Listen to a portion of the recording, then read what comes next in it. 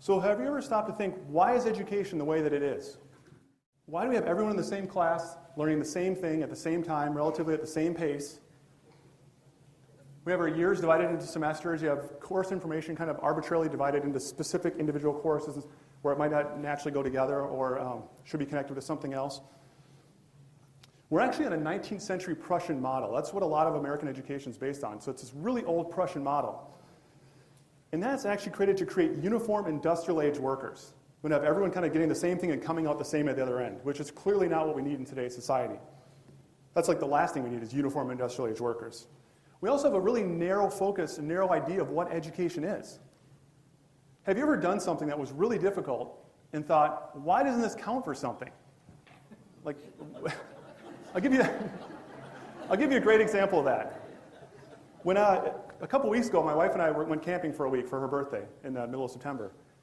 We were camping for an entire week, so that's a logistical nightmare. Like trying to figure out all of the wood you need to burn and how much ice to put in the cooler, mapping out the meals, packing our kayak and our bikes and trying to get all that, to get the tent set up. I'm thinking, why can't I put this on my resume? This is crazy. But we have such a narrow focus of what education is.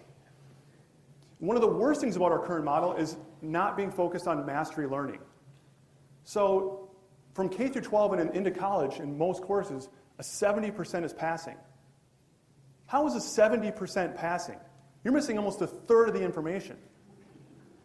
So when you think about it, if you had a really rough week in 6th grade, say you had the flu or something, you could actually change the trajectory of your entire career because you might have missed a key concept that built on other things, and the next classes you can't do. And so you look at kids, they'll say they hate math when they get older, or students, by the time they get to college, most of them hate math. If you ask like a 6-year-old, they love math.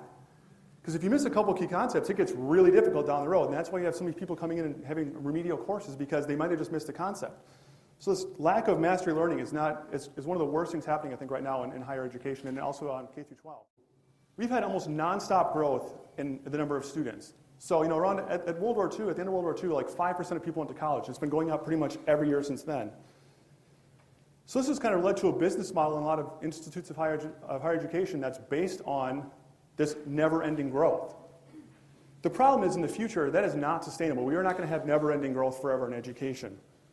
But many colleges and universities are acting like they're completely immune to all these exponential forces that are disrupting every other industry. They're just planning on growing forever. That's why you still have a 5-year procurement process to get a new class in a lot of cases. By the time the class finally gets approved, it might not be viable anymore. And that's just part of this basic structure been going on for so long. So you have tuition costs rising. You've heard that in the news a million times. Tuition keeps going up. Student loans keep going up and up and up. But unfortunately, all that money is not being put directly into enhancing education. So we're clearly on an unsustainable path in education, which is really driving a lot of these changes. But I'm not here as a futurist, just saying this is all doom and gloom. We're all going to die. Everything's going to close tomorrow or something. There are tremendous opportunities for organizations that actually look to the future and start being aware of these trends to get in front of them instead of just trying to fight to keep things the same.